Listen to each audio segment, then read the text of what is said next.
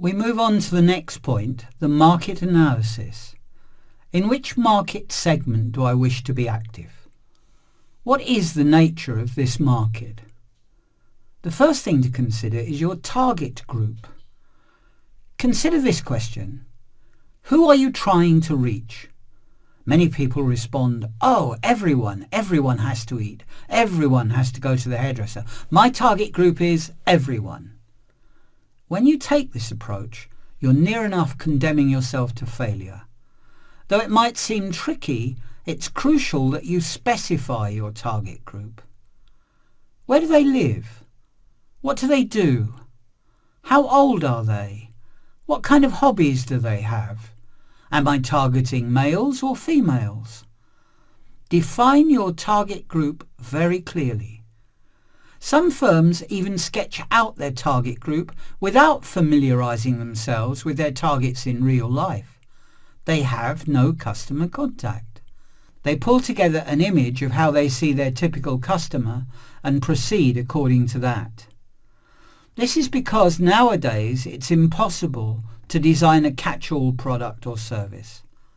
Everyone has their own individual identity. You must identify a particular target group and establish yourself within it. Later you will have the chance to expand, but you should begin with a relatively clear-cut target group. When you've recruited this group as fans of your product or brand, you can start to broaden your horizons a little. Consider where else your product could have relevance. Or perhaps you could expand your range of products within this particular target group. Whatever you decide to do later, it's crucial that you identify precisely who your target group is. Do not adopt this for-all approach. The mentality that all who pass by your store will automatically become your customers. This will not be the case. If you try to accommodate this, you will end up with an assortment of goods that, like your target group, is not clearly defined. Imagine someone entering your shop. What is this place actually for? They will ask themselves. What's this? Is this a toy shop or a shoe shop or a shop for fur coats? There's nothing they don't sell. Without a clear-cut target group, you'll end up offering a confusing, nonsensical array of products. You won't win any proper customers and the whole thing will be doomed to fail from the off. The target group is crucial. Next to be addressed, of course, are your competitors. Who is already established in the market? What are their strengths and weaknesses? It happens frequently that a budding entrepreneur will get their venture going and only realise afterwards that there's an identical store 2 streets away. Now, this doesn't necessarily have to be a disaster. You can drive your competitors out of the market. However, this will be considerably more difficult than simply establishing a business for which there is no competition. Positioning also comes into play here and is an unbelievably expansive issue. It is said by some that business people spend 1/3 of their day on positioning, 1/3 on professional development, and just 1/3 actually working. This doesn't mean they spend an 8-hour day working, an 8-hour day on professional development, and then an 8-hour day on positioning. No, we're talking more of a 9-hour day every day, divided into 3 lots of 3 hours. Positioning is one of the most important elements of your business and must be dealt with as such. Here it's worth remembering the following basic rule. Wherever possible, be the first. To quote a popular German proverb, it's better to be the first in the village than the second in the town. If the space in which you want to position yourself is already occupied, create a new category. I'll give you a couple of examples. Mountaineer Reinhold Messner had a huge problem. Sir Edmund Hillary had beaten him to ascending Mount Everest. That meant that Reinhold Messner could no longer be the first, and neither could anybody else. So what did Reinhold Messner do? He became the first to ascend Everest without an oxygen cylinder. Then he became the first to do it alone. And then the first to conquer all the 8,000-metre peaks. The huge records he set led him to enjoy unprecedented levels of popularity. He was not the first to climb Everest, but he turned that into an inconsequential fact. You might say, okay, Messner achieved everything. What was left for anyone else? But there were other possibilities and other people. The first Turk, for example. I cannot pronounce his name, so let's call him the first Turk to reach the summit of Mount Everest. A huge hero. Then came the first blind man to reach the top of Mount Everest. Now he gives talks for thousands of dollars a time. These were all new categories. Let's apply this concept to other things. Food, for example. How do we make categories for food? You might say to me. Positioning is key. There's already a restaurant in that location, you might say, so there's nothing more to be done with food. But that's nonsense, and you know it. There are countless varieties of cuisine. Chinese, Indian, Mexican, German. Of course, you'll never find all of these in a single restaurant. Some restaurants attempt to offer everything, but they generally don't enjoy much success. Business is sluggish, they fight but never get anywhere. That's why positioning is so important. At some point, the fast food restaurants emerged in the market and positioned themselves as such. McDonald's is an example, a billion-dollar firm which, when considered in the grand scheme of things, was founded relatively late. McDonald's is fast food. Next came Pizza Hut. They said, okay, we're going to make pizza. After that came Domino's Pizza. They said, we're going to bring the pizza to the people. They came up with the unbelievably effective marketing concept of promising people delivery in 30 minutes or a free pizza. A wild success. It became a $1 million firm. Since then we've seen a large number of shops appearing from which one can order pizza and then pick it up oneself. How does that make any sense, you might wonder? If I can have the pizza brought to me, why would I choose to go and pick it up myself? But the advantage of pizza is that it's one of the cheapest foods around. It's very inexpensive to produce a pizza. The expensive thing is to deliver it. The delivery staff, the vehicles, that's when the cost starts to go up. If you tell a customer to come to you and pick the pizza up, and that in return for doing so they will get a second pizza free, how do you think this functions as an incentive?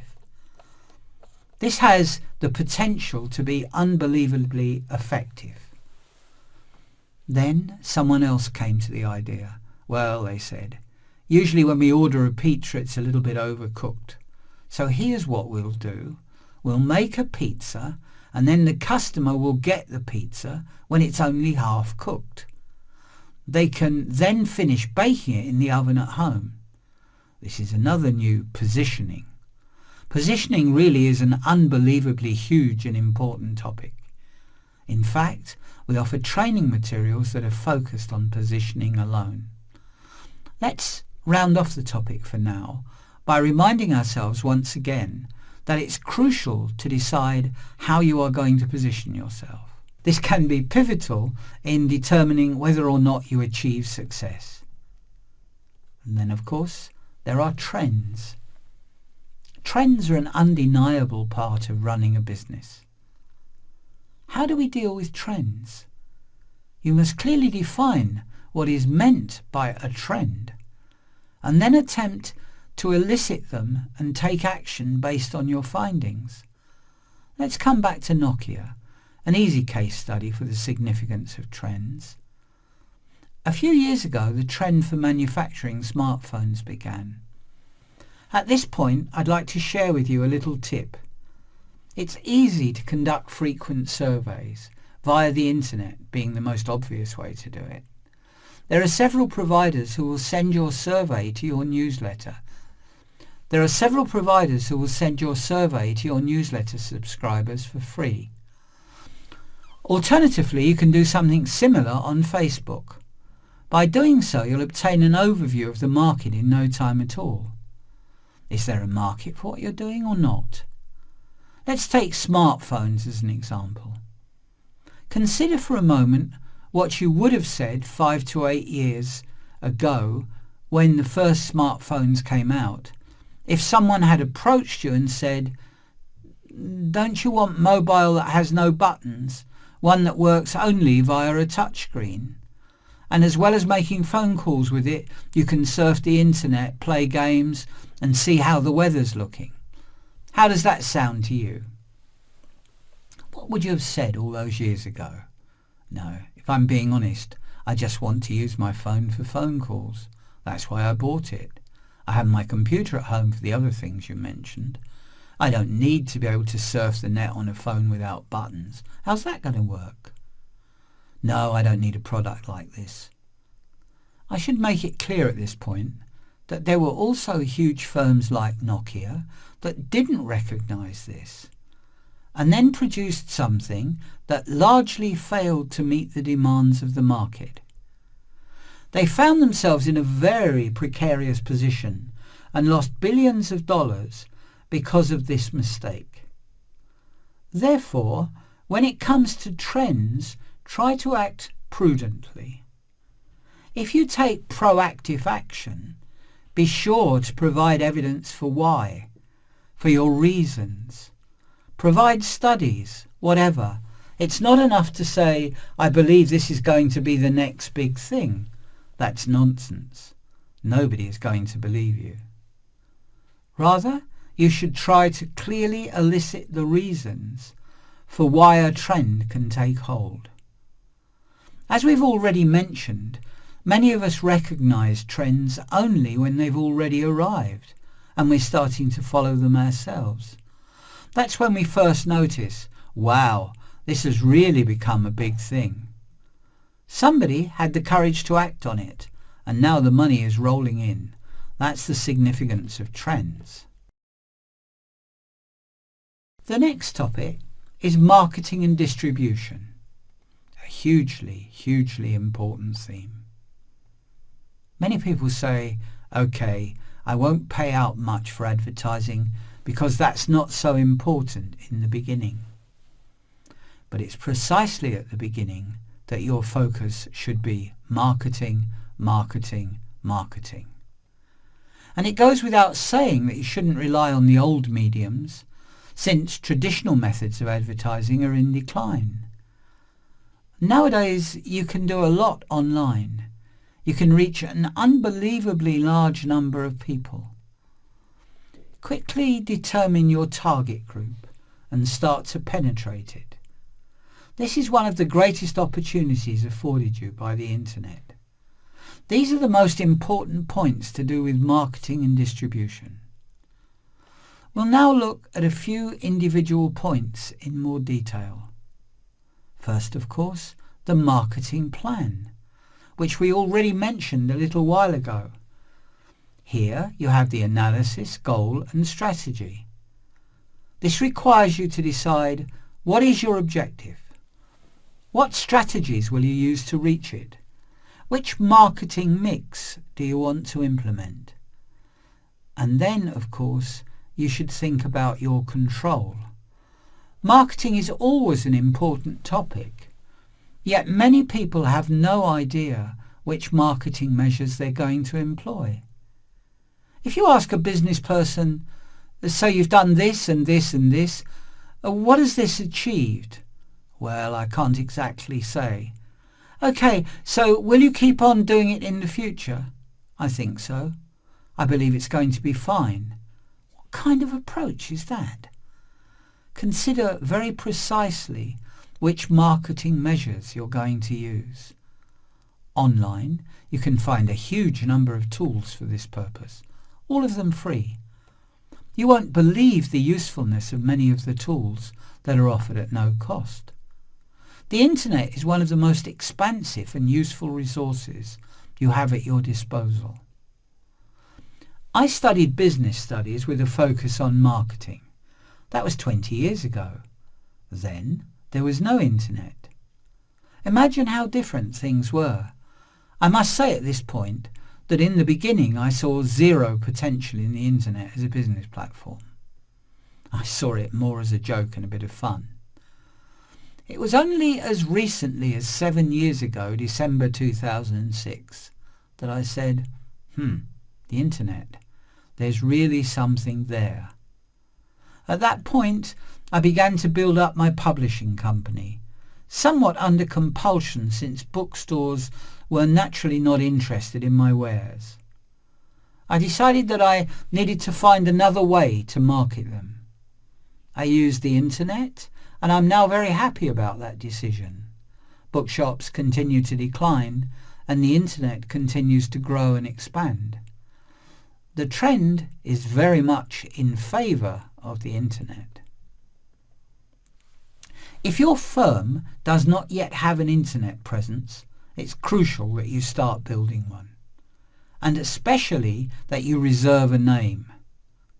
Upon deciding to become active online, many people find that their name has already been taken, the URL is already taken, the Facebook name is taken, because somebody else was there first. If you're not sure how to go about building an internet presence, if you say, okay, I need to be on Facebook but I've no idea how to go about it, simply secure your name as a first step. And then take time to think about what you're going to do. But at least make a start. Open an account and then decide how you're going to develop it. It's incredible what you can find online, and the number of possibilities will only become more as time goes by. Naturally, your schedule is also very important. Plan what marketing measures you will take when. Don't set everything going immediately and then think, have I done what I need to? No. Say to yourself very clearly, I'm going to do this and this and this. Build things up gradually. Consider in detail how things might function. And then choose an appropriate window in the schedule to implement them. The next topic to address is your distribution channel. Here also you should incorporate the internet into any strategy you might have. The internet brings with it a truly incredible number of opportunities. We also offer training in this area because the internet offers so much. You should be absolutely certain to utilize it fully. Other tips include the deployment of distribution teams. Nowadays, you can simply procure the services of a distribution team on an as-needed basis. You don't need to appoint them as permanent members of staff. You don't need to appoint them as permanent members of staff. You call them in and explain what you want them to do. Then they will take on the task of phoning people on your behalf. Just try it out. This method can yield amazing success. You should also be sure to choose a distribution channel that is precisely aligned with the rest of your business plan. Your marketing and distribution plan is essentially what determines the nature of your business. Consumer benefit, target group, position marketing, these are incredibly important factors. You should never forget that the success or otherwise of your business is in your hands. And when you're creating your business plan, it's important that you don't view marketing and distribution as areas that can be economized on. I'd rather buy myself a nice new desk than spend money on marketing. This is the kiss of death. When you've started a business from scratch, it's a fatal mistake not to invest money in marketing strategies. We move on to the opening date or the start of implementation. When do you actually want to begin? When should your various measures come into effect? When do you want your business to get off the ground? Formulate very clear answers to all of the above questions.